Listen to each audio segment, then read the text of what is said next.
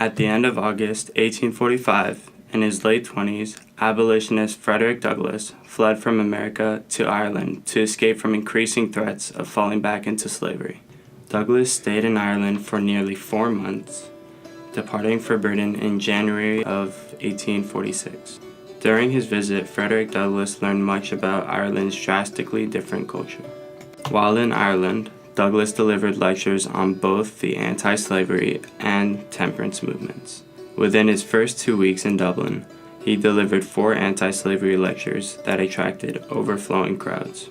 The initial message that Douglass was conveying was placing blame on Methodist churches in the U.S. for supporting slavery. During his last few days in Dublin, Douglass attended one of Daniel O'Connell's infamous lectures. Daniel O'Connell was considered the Irish liberator and supporter of Catholic rights in Parliament.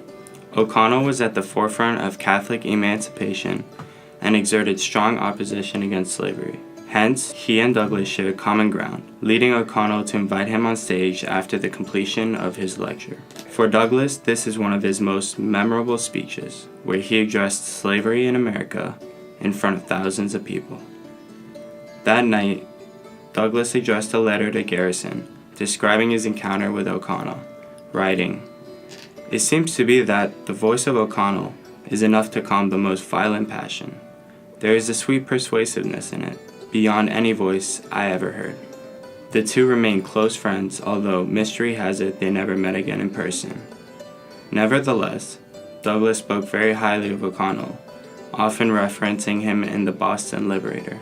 As a result of Douglass's new popularity, he published a new version of his narrative, highlighting the strength of Irish support. Douglass also traveled to Cork, where he gave numerous lectures at the courthouse and Wesleyan Chapel. In these lectures, Douglass once again attacked the Protestant Church for their failure to formally address slavery. In this Cork audience, a Methodist minister contradicted Douglass's claim, reminding him that Methodists had played a key role in Great Britain's decision to abolish slavery in 1833. In response, Douglass regarded himself as a Methodist, placing the blame only on American Methodists. Although some Protestants were offended, the lectures in Cork gained Douglass instant fame, where he sold over 250 copies of his newly edited narrative. One of his final speeches in Ireland was delivered in Belfast on December 5th. Here, a humble Douglass was greeted with loud applause from the audience as he came forward to speak about his experiences as a slave.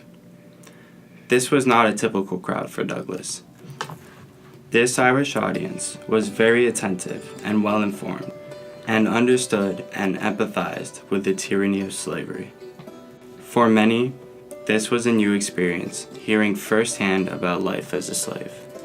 Douglass kept in contact with William Lloyd Garrison, to whom he described a vastly different atmosphere than in America. In one of his letters, he describes, "The change of circumstances is particularly striking.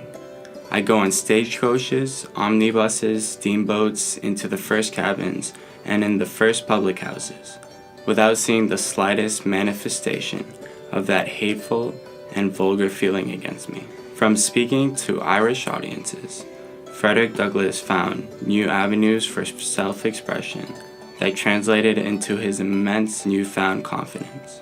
Most importantly, for the first time in his life, Douglass did not feel discriminated against for the color of his skin.